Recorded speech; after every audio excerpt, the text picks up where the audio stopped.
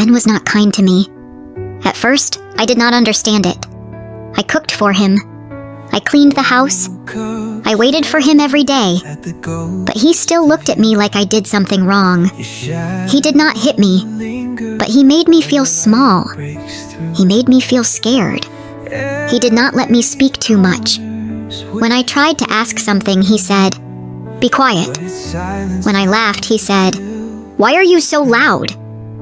I stopped laughing. I stopped asking. I stopped speaking. We lived in Colorado in a small house, but I did not feel at home. The house was clean. The rooms were quiet. But I was not happy. I was not free. My name is Sophia. I was 30 when I married Ben. He was 35. At first, he was kind. He brought me tea. He smiled at me. He told me he loved me. I believed him. I thought he was a good man. But after the wedding, things changed. Slowly, he told me what to do. He told me what to wear. He told me not to talk to my friends. He told me to stay inside. At first I said, okay. I thought it was love. I thought he cared about me. But later, I saw the truth. He did not want to protect me. He wanted to control me. I had no phone. I had no job. I had no money. I could not leave the house without asking him. He said, "You do not need a job. Just stay at home." He said, "I give you food and a house. What more do you want?" But I wanted more. I wanted a life. Every day, I cleaned the same rooms. I made the same food. I sat in the same chair. I waited for Ben. I waited for the sound of the door. When he came home, I stood up fast. I smiled. I said hello. He looked at me and said nothing. He liked the silence. I did not. Sometimes, I wanted to tell him a story. I wanted to say how I felt. But when I spoke, he said, "Stop. I don't care." He looked at his phone. He looked at the TV. But he never looked at me. One time, I made him a nice dinner. I worked all day on it. He came home and said, "This is cold. I don't want it." Then he left the table. I sat there, alone, and ate the food myself. I cried while I chewed. I ate every bite. I did not want to waste it. I had a friend before marriage. Her name was Helen. We talked every day. But Ben said, "She is not a good woman." He made me stop calling her. I missed her, but I did not call. I was scared.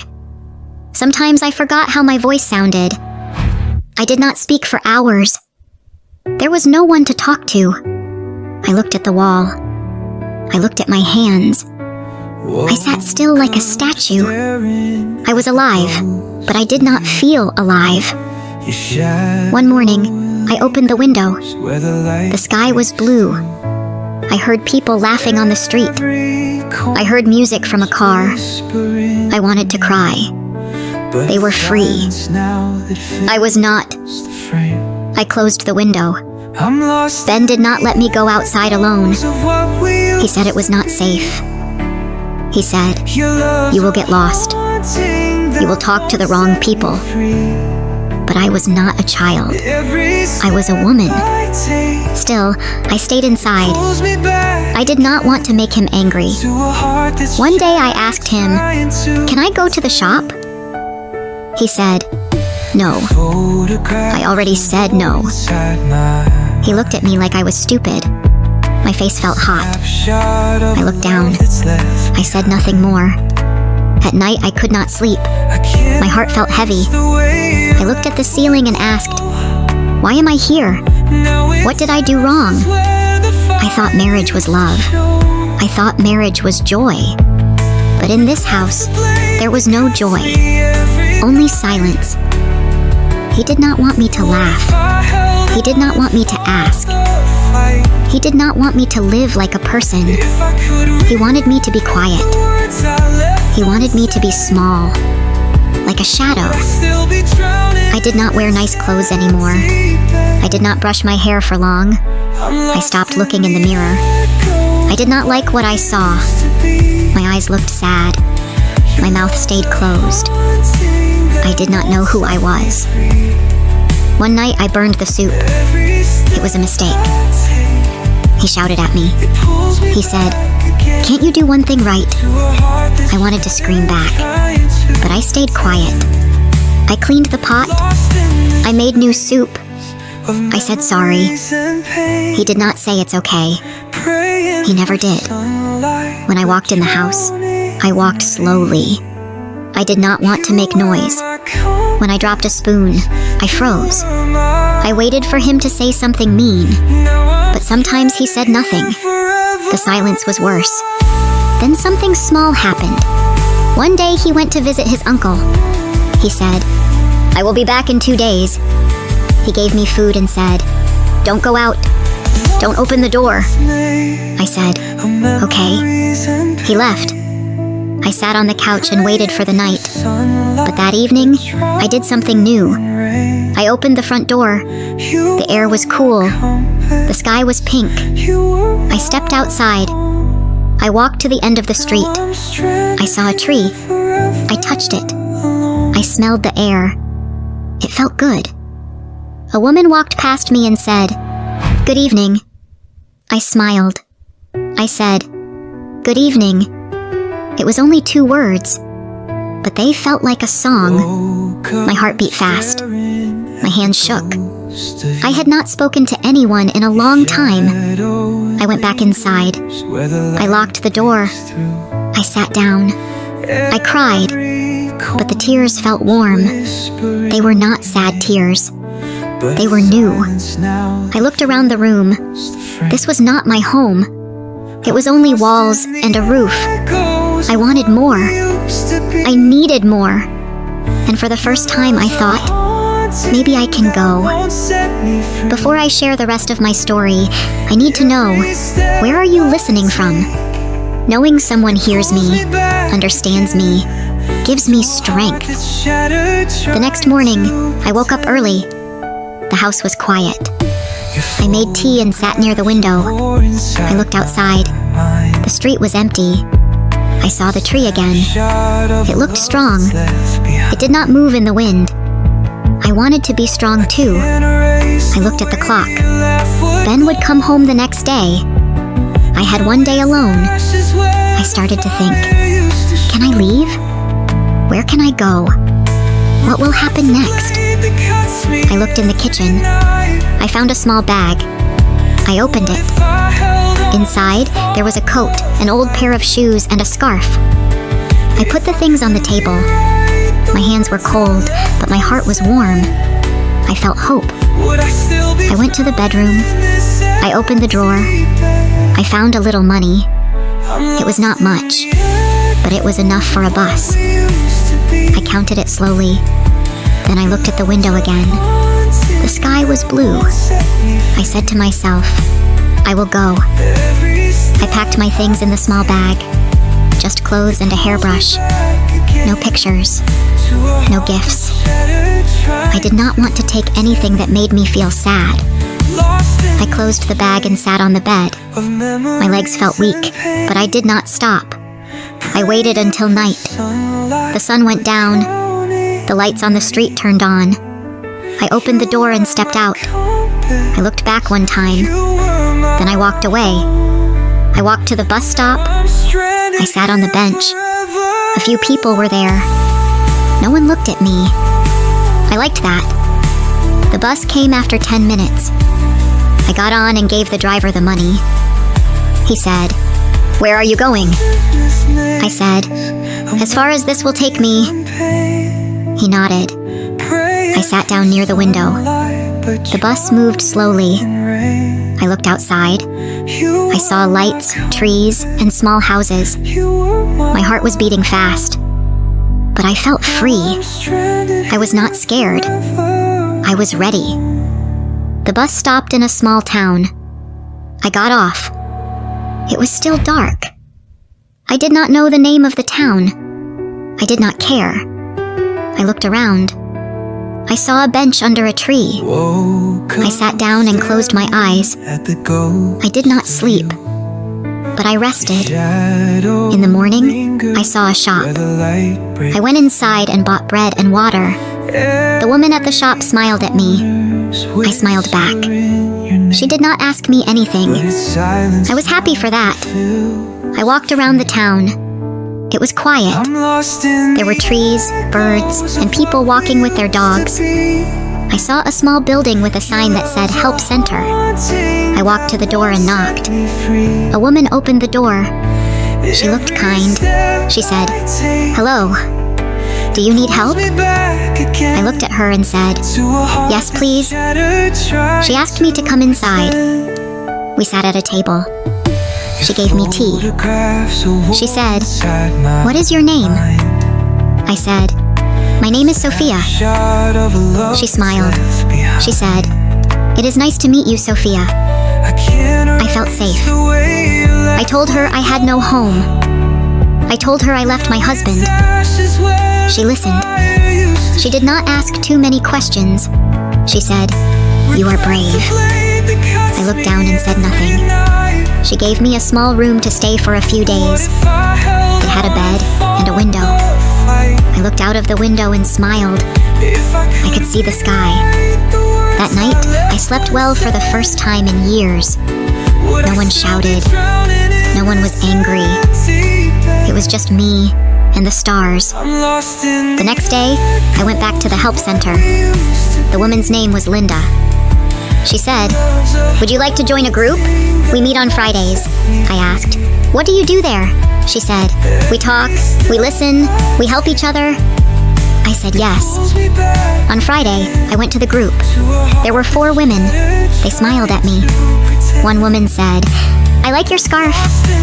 I smiled. I said thank you. We sat in a circle.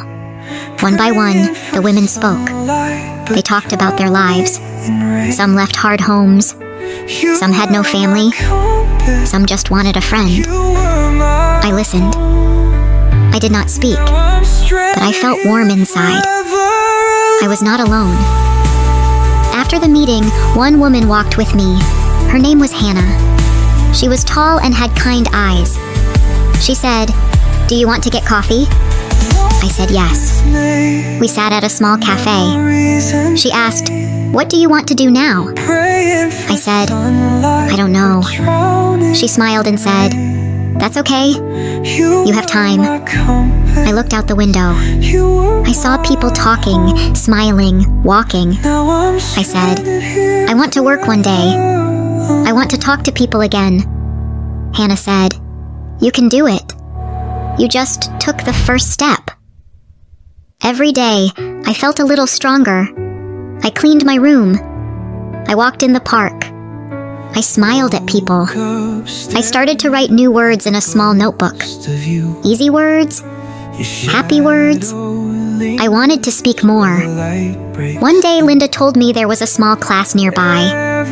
It was for women who wanted to learn new things.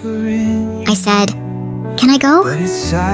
She said, "Yes. I will help you sign up." I went to the class. I sat in the back. The teacher said, "Welcome." She smiled at me. I smiled back. The class was small. Just 10 women. We learned words, questions, and short sentences. We talked in pairs. I was shy at first, but the woman next to me helped me. Her name was Nina. After class, Nina said, "You did well." I said, "Thank you." My voice was soft, but clear. I was happy. I walked home that day and looked at the sky. It was blue and wide. I said to myself, I can do this. I will not be silent again. I still remembered Ben. I still remembered the quiet house. But now, I had new days. I had my own voice. I had my own time. And I was not going back. Weeks passed. I went to class every Tuesday and Thursday. I learned new words. I learned how to ask questions. I learned how to answer them too. Every day I spoke a little more. I looked at people when I talked. I smiled more. One day my teacher gave me a paper. It had a question. It said, "What do you want in life?" I looked at the paper. I held my pen. I thought for a long time. Then I wrote, "I want peace." That was all. Just those 3 words. But I felt proud. Nina sat next to me. She looked at my paper. She smiled. She said, "That is a good dream." I smiled back. I started to walk more around the town. I liked the park. I liked the small lake. There were ducks in the water. I sat on a bench and watched them. One day, a little boy came and fed the ducks. He gave me a piece of bread. I said, "Thank you." He smiled and ran back to his mother. Simple moments made me happy now. At the help center, Linda asked me, "Do you want to try working?" I felt nervous. I said, "I don't know how." She said, "I can help you. We have a job at the local school. It is just cleaning. Just a few hours." I said yes. I started the job the next week. I cleaned the classrooms. I cleaned the floors and windows. It was quiet work, but I felt useful. The other workers were kind. One woman said, "You are doing great." I felt happy inside. After work, I sat on a bench near the school. I ate a sandwich and watched the sky. I thought, this is a good day. I did not have money. I did not have many things, but I had peace. Later, I found a small room to rent. It was not big, but it was clean and quiet. I had a bed, a table, and one window. I looked at the trees outside. I made tea. I sat by the window and read simple books from the class. I was alone, but I was not lonely. One Sunday, I got a letter at the help center. It was from Ben. I did not open it. I did not want to read his words. Linda said, "You don't have to open it." I said, "I know." I put the letter in a box and walked away. I did not want to live in the past. I wanted to live now. One morning, I saw a flyer on a wall. It said, "Join our English reading group." It was for beginners. I took the flyer to class and asked my teacher, "Can I go?" She said yes. At the group, we sat in a circle and read short stories. The teacher asked questions. We answered slowly. I read one page out loud. My hands shook, but I did it. After class, a woman came to me and said, "You read well." I said, "Thank you." Her name was Karen. She was kind. She told me she also lived alone. She said, "Sometimes it is hard, but we are strong." I said, "Yes, we are." We met again at the cafe next to the class. We drank tea and talked. I told her my story. She told me hers. She said, "It's okay to begin again." I said, "I believe that now." We started to walk together after class. Sometimes we went to the park. Sometimes we went to the small library. She helped me find books with easy words. I liked books with pictures. I liked books with happy endings. Life was not easy, but it was better. I had my own key. I had my own room. I had a small job. I had new words. I had a voice. I started to write my name again and again on paper. Sophia, Sophia, Sophia. It felt good. I was learning who I was.